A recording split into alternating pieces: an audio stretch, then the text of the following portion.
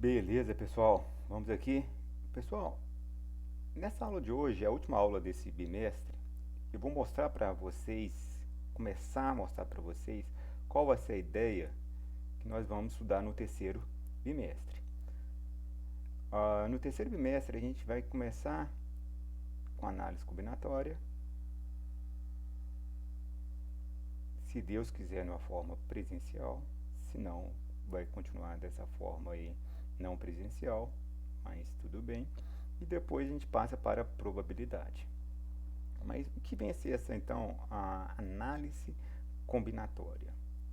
Então, é uma área da matemática que tem como função estudar a quantidade de agrupamentos que podem ser formados a partir de um conjunto de valores. Daqui a pouquinho eu vou dar um exemplo sobre isso aqui, para vocês entenderem o que estou falando. O foco é o estudo nos tipos de agrupamento que são resolvidos pelo princípio fundamental da contagem. Princípio fundamental da contagem. A gente vai falar que isso aqui chama PFC. É conhecido como PFC, princípio fundamental da contagem. Também é conhecido como princípio multiplicativo, tá certo? Dentro desse princípio fundamental da contagem, que é a ideia inicial, certo? Esses agrupamentos, essa quantidade de agrupamentos que nós vamos calcular, pode ser calculada de algumas maneiras. Usando a permutação, eu vou mostrar para vocês quando se usa a permutação, usando a combinação e usando o arranjo. São 3 conteúdos dentro daqui da análise combinatória. Mas, quem domina a ideia do princípio fundamental da contagem, consegue resolver aí, eu posso falar, boa parte dos cálculos aí dentro da análise combinatória, tá certo? Cada tipo, então, aqui vai ter uma aplicação específica que determina qual deve ser usado e a situação em que encontra o objetivo da contagem. Como assim, Fabinho? O que é isso que está falando aí? Por exemplo, se eu pegar um conjunto de valores, trocar a ordem desse conjunto de valores, certo? Essa ordem vai definir alguma coisa, se é combinação, se é arranjo. Eu estou fazendo uma escolha dentro de um grupo ou estou usando o grupo todo? Isso também define alguma coisa para você. Essas definições a gente vai passar com o passar do tempo, encaixando conteúdo por conteúdo, passo a passo. Na permutação eu falo como você vai aplicar, depois na combinação, depois no arranjo, ou vice-versa, primeiro arranjo, depois combinação. Na normalidade eu utilizo assim. Aí depois a gente vai mostrando a diferença, aplicando exercícios e dá certo. É uma matéria muito interessante, cara. Eu gosto muito da análise combinatória. Ela está um pouco mais próxima do nosso dia a dia e mostrar algumas coisinhas para vocês aí depois, o porquê eu gosto tanto desse conteúdo. Então, para que serve então a análise combinatória? Então, como o nome mesmo sugere, a análise combinatória tem como função analisar e contar todas essas combinações possíveis. Como eu falei assim, analisar que tipo de combinação a gente vai trabalhar, como a gente vai trabalhar, para saber o contagem que a gente vai utilizar, qual é o princípio de contagem que a gente vai utilizar ali naquele momento, certo? Esses agrupamentos estão constantes no nosso dia a dia, né? E para prever combinações é fundamental para tomar algumas decisões. Uma coisinha simples que eu sempre uso como exemplo em sala de aula, certo? É uma pergunta que depois a gente vai responder. Você, numa sala de aula, numa normalidade, aí na nossa escola, tem uma fileira de 5 alunos. Aí eu perguntaria, de quantas formas diferentes essa fileira com esses 5 alunos poderiam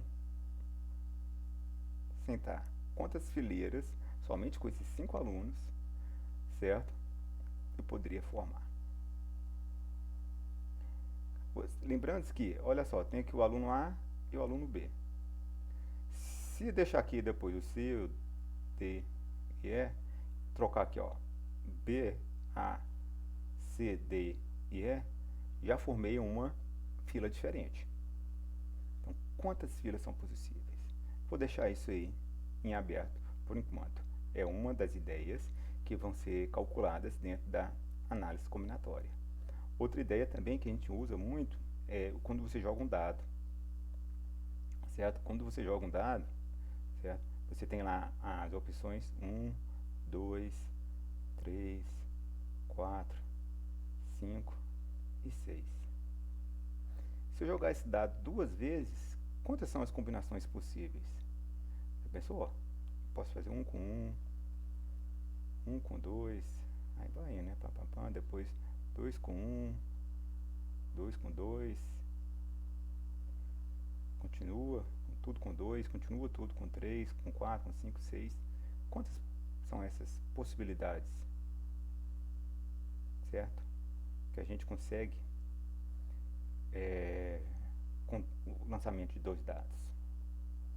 Então, são esses tipos de exercícios que vamos pensar no jogo de loteria, certo? Quantas combinações possíveis, quantos jogos possíveis podem ter num sorteio? Isso também. Lembrando, aqui eu vou ensinar a ideia de como se calcular, qual que é o princípio matemático em cima disso. Não vou estimular ninguém a jogar, não vou ensinar ninguém a prever combinações, porque tudo isso aí está lá na probabilidade ainda, está relacionado a jogos e jogos de azar. Então, existem probabilidades, mas não tem como prever o resultado, tudo bem? Não vai ser esse meu objetivo, ensinar ninguém a jogar, nada disso. Só mostrar a parte matemática do que acontece, tá legal?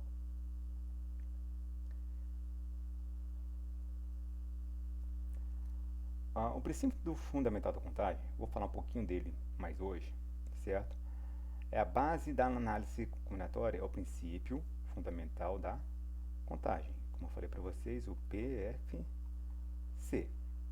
Uma forma rápida de calcular a quantidade de combinações possíveis para determinadas decisões. Nem sempre, mas como eu falei, boa parte você usa o princípio fundamental da contagem. E tendo uma ideia deles, você também consegue aplicar ele tanto no arranjo, como combinação, quando tem repetição e tudo mais. Depois eu vou explicar de todas as formas possíveis de aplicar esse princípio fundamental da contagem. Aqui já falei, coloquei, né? O que ele fala para vocês? Se uma decisão D1, como assim? Pode ser tomada de N maneiras. Então, qual seria essa decisão aqui? O primeiro lançamento do dado pode ser tomado de quantas maneiras? 6 maneiras. Olha só, é isso.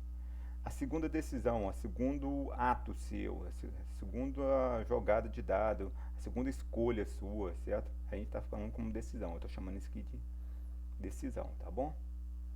Pode ser tomado de quantas vezes? Então, no caso nosso, como eu falei, lançamento de dado, também pode ser jogado de quantas vezes?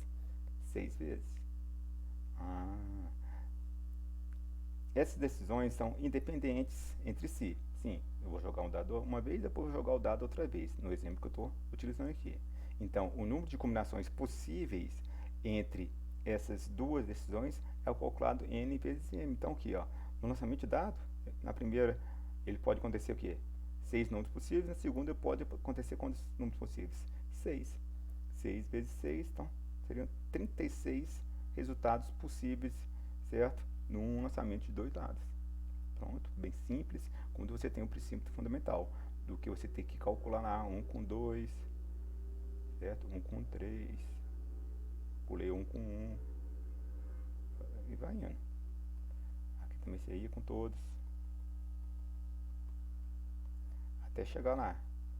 6 com 1, eu penso você montar isso tudo aqui. 6 com 2, 6 com 3, 6 com 4, 6 com 5, 6 com 6.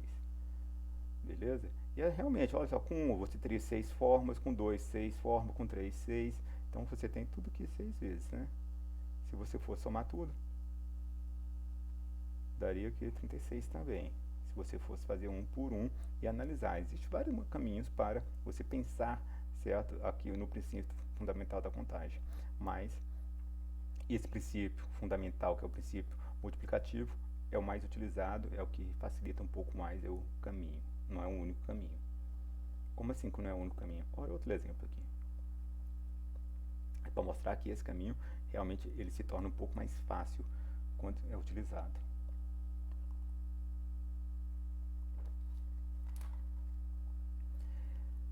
Em uma sanduicheria, os sanduíches são vendidos em combos.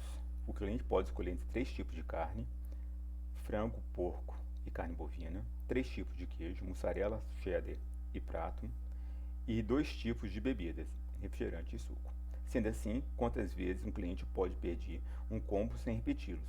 Lembrando-se, então, que se você não conhecesse o princípio fundamental da contagem, você teria que montar todas as possibilidades possíveis. Aqui você teria todas as possibilidades possíveis. E quais são essas possibilidades? Em alguns exercícios lá para frente, quando a gente for trabalhar probabilidade, essa análise aqui se torna interessante, tá bom? Olha só, então, com carne bovina, você pode pegar o queijo mussarela e o refrigerante. É uma opção de combo. Carne bovina, mussarela também e o suco. É o mesmo combo com refrigerante? Não, você está com o mesmo sanduíche, dito sanduíche, mas pegou uma bebida diferente, então é um combo diferente. E assim você pode fazer com queijo cheddar, com queijo prato. Isso começando com a carne bovina. Então aqui, só com a carne bovina, olha quantas opções você conseguiu montar. 6 opções. Já pensou você montar isso todo? O tempo que você gastaria? Então, o princípio fundamental da contagem vem para te salvar, vem para facilitar esse caminho. Com a carne suína, você teria a mesma ideia, certo? Para montar, teria mais 6 opções aqui, chegando no total aqui de 12 opções. E ainda tem a carne de frango. Carne de frango com mussarela, carne de frango com cheddar, carne de frango com queijo prato. Aí pode ter frango, mussarela e refrigerante, frango, mussarela e suco. E com a mesma ideia com queijo cheddar, a mesma ideia com queijo prato. Totalizando 18 opções. 18 opções. Então, se você montar uma por uma, você vai ter quais são elas e tudo mais, você vai chegar no resultado? Sim, isso que está certo? Está certo. Mas o princípio fundamental da contagem fala que é o quê? Que você tem eventos dependentes. Escolher carne, depois escolher queijo, depois escolher bebida. Então, tem 3 decisões, ditas decisões aqui, como a gente falou lá em cima. Certo? 3 escolhas. Então, você tem 3 tipos de carne para escolher na primeira opção. Então, 3 tipos na primeira opção. Depois, 3 tipos de queijo. 3 tipos de queijo. Depois, 2 tipos de bebida. 2 tipos de bebida. Princípio fundamental da contagem, PFC, que é o princípio multiplicativo. Você multiplica todas essas decisões que você pode tomar. 3 vezes 3, 9. 9 vezes 2, 18 possibilidades. Aqui. Legal? Chegou no mesmo resultado que ele tinha quando montou aqui. 18 opções. Belezinha? Então, como eu falei, tá certo? Tá, só gastou um pouco mais de tempo. O princípio fundamental da contagem vem para facilitar isso. Presta atenção nesses 2 exercícios aqui agora, exemplos também. Quantos números de 2 algarismos podem ser